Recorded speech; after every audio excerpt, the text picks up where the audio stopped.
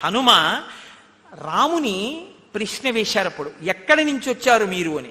ఈ పాములతో మృగములతో నిండిపోయినటువంటి ఈ వనంలోకి రామా మీరు ఎందుకు వచ్చారు, నాకు చెప్పవలసింది అని అడిగారు. అప్పుడు రాముడి చేత ప్రేరితుడైనటువంటి లక్ష్మణుడు సమాధానం చెప్తున్నాడు.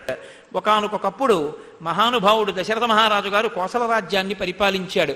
చాతుర్వర్ణములు కూడా తృప్తిగా ఉండేటట్టుగా చక్కటి పరిపాలన అందించినవాడు. ఆయన జ్యేష్ఠపుత్రుడు రాముడు. ఆయన తండ్రిని సత్యమునందు నిలబెట్టడం కోసమని అరణ్యానికి బయలుదేరి భార్యతో కలిసి వచ్చాడు.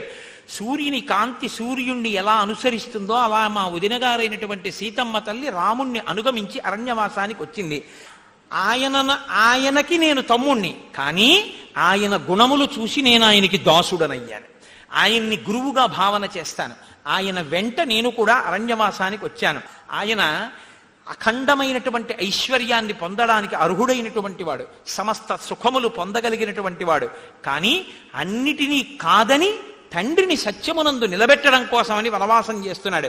అటువంటి రామచంద్రమూర్తి యొక్క భార్యని ఈయన లేని సమయం, నేను లేని సమయం చూసి ఒక రాక్షసుడు అపహరించాడు. అతని వివరములు మాకు బాగా తెలియవు, కానీ ఆ రావణుడు అన్న పేరు మాకు తెలుసు, కబంధుడు చెప్పాడు. కాబట్టి ఆ రావణుని యొక్క జాడ కనిపెట్టి సీతమ్మ తల్లిని మళ్ళీ మేము పొందడం కోసమని ప్రయత్నం చేస్తున్నాం. ఆ కార్యంలో నేను ఉన్నది ఉన్నట్టుగా నీతో యథార్థంగా ఉన్న విషయాన్ని చెప్పేశాను. కాబట్టి ఈ విషయంలో రాముడికి సహాయం చెయ్యవలసి ఉంటుంది. ఎందుకని? సుగ్రీవుడి యొక్క సహాయం ఇప్పుడు రాముడికి కావలసి వచ్చింది. భూమండలం అంతా వెతకాలి. అందుకని సుగ్రీవుడికి శరణాగతి చేస్తున్నాం. ఎక్కడ రామచంద్రమూర్తి, ఎక్కడ లక్ష్మణుడు? ఈ మాట అన్నప్పుడు లక్ష్మణుడి యొక్క హృదయం కదిలిపోయింది. సమస్త భూమండలాన్ని శాసించగలిగిన వాడు, మొన్న మీరు చూశారు, లయం చేసేయగలడు. అటువంటి వాడు ధర్మాన్ని పాటిస్తున్నాడు. కబంధుడు చెప్పాడని స్నేహం కోసం వచ్చాడు.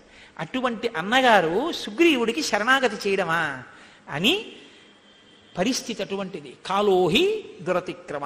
ఎవ్వరికైనా ఈ జగత్తుకంతటికి నాథుడై కోరుకున్న వారికి కోరుకున్నంత ఐశ్వర్యాన్ని దానం చేసి ఎంతో కీర్తిగాంచినటువంటి రాముడు ఇవాళ సుగ్రీవుణ్ణి శరణాగతి చేస్తున్నాడు.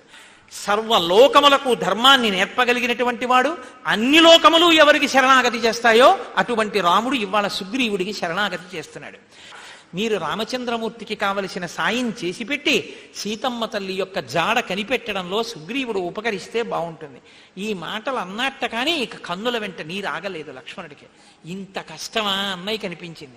కన్నుల వెంట నీరు ధారలుగా కారిపోయి ఏడుస్తూ అటువంటి రాముడు నాతో కలిసి సుగ్రీవుణ్ణి శరణాగతి చేస్తున్నాడు, మీరు మాకు ఉపకారం చేయవలసింది అని అడిగాడు.